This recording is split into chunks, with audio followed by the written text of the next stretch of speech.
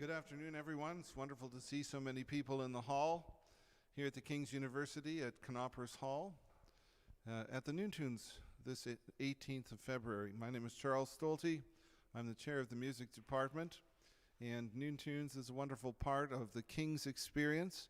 It's a concert series that runs every Friday at noon during the academic year, except when it doesn't, and it is live streamed to thousands of make-believe people in the virtual world. And we welcome you as well. I'll even look at the camera glowing on the wall. Hi everyone online, thanks for attending today. It's a big program today. It's a pretty neat program too, because we'll have the first performance of an early music ensemble. Early music is music kind of written before the Baroque era and the Classic era, so the instruments that you're going to hear have weird names, and you can look them up, but I want to say a couple because it's fun. You'll hear the crumb horn, which doesn't mean crummy horn. It means something else, and I'm sure they'll explain that. But they're also going to hear an early version of the trombone, which is called a sackbut, and it has been known to make students laugh quite a bit in class. As well, we have a first performance of a composition by a second-year student, which is also a new thing for this hall, and we're very delighted that's taking place. You'll also note that our faculty here are very committed to the students, because our faculty are in fact playing in the early music ensemble and in the student composition. I'd like to single out Dr. Ayla Peterson for her incredible dynamism and the fact that she puts these things together and makes great joy for everyone. Dr. Peterson is in the back corner because she's an introvert, but she will now stand because I am her boss.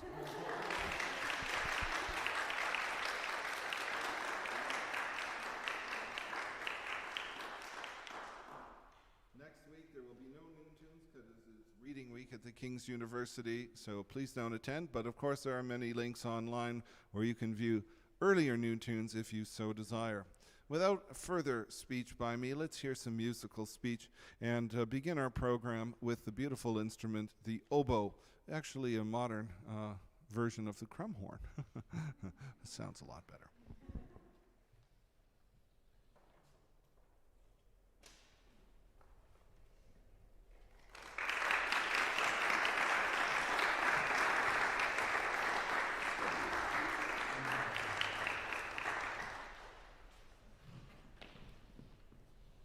My name is Ashley Elgersma, and as a lot of you know, I'm actually a fifth-year chemistry major at King's, but I also am studying oboe with Beth Levia. I will be playing Marcello's Oboe Concerto in D minor. There's 3 movements of that, so I guess don't clap until the end. Thank you.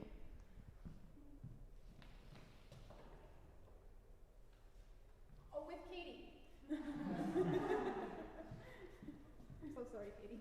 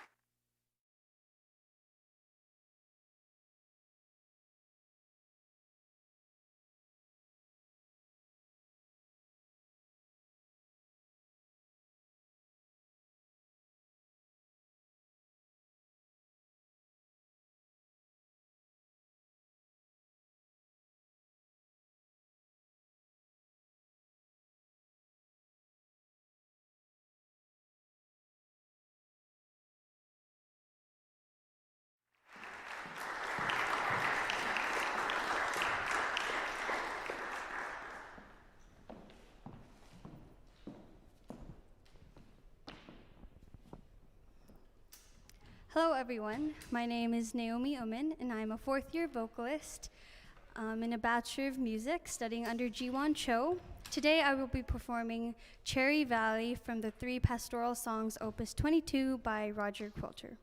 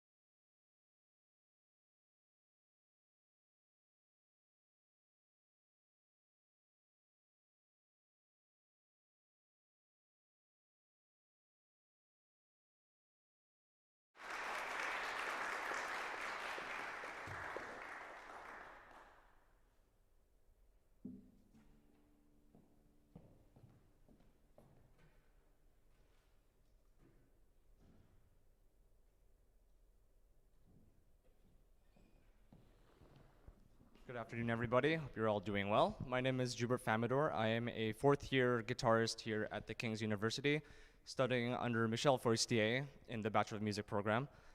Today, I will be playing a selection from Manuel de Falla called Canción del Fuego Fatuo, which means Song of the Conceited Fire. Hope you enjoy.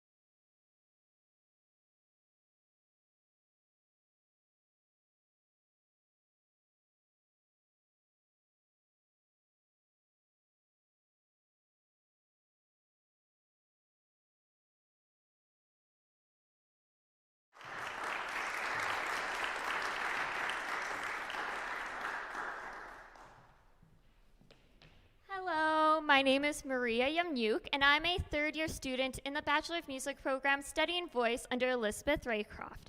My accompanist, Ariane Lowry, and I will be performing Unsuleika by Fanny Mendelssohn Hensel.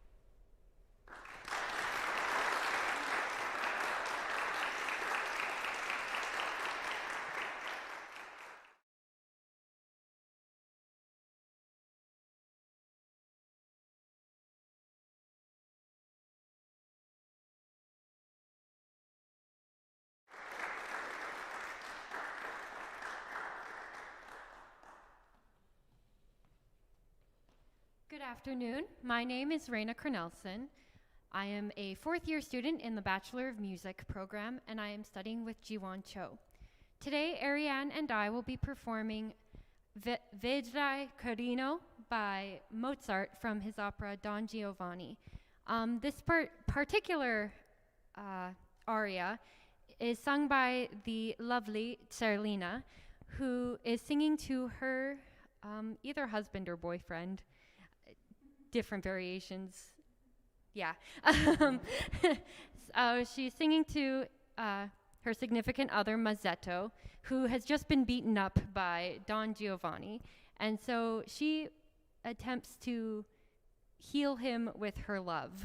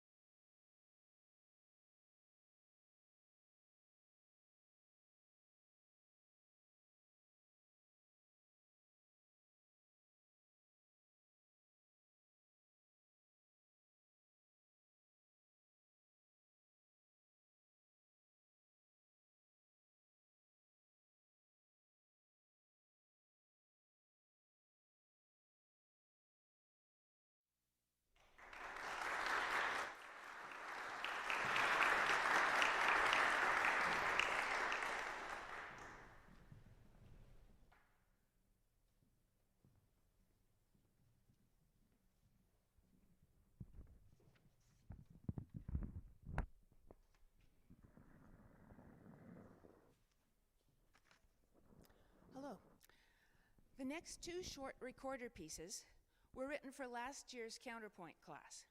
Students were required to write duos in the style of the 16th century composer Orlando di Lassus, using different kinds of imitation.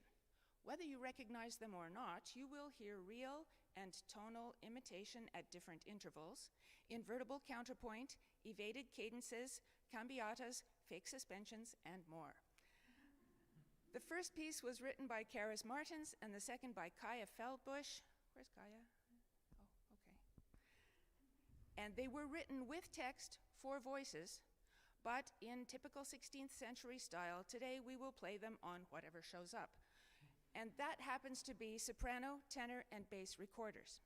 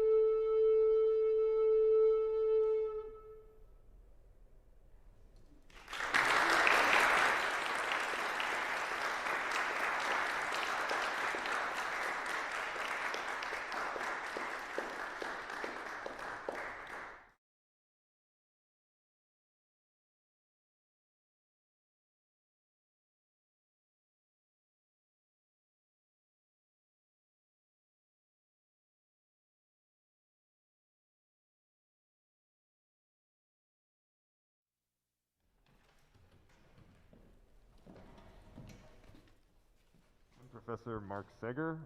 I've had my mask surgically attached to my face for increased protection against COVID, and so I'm going to leave it on as I speak.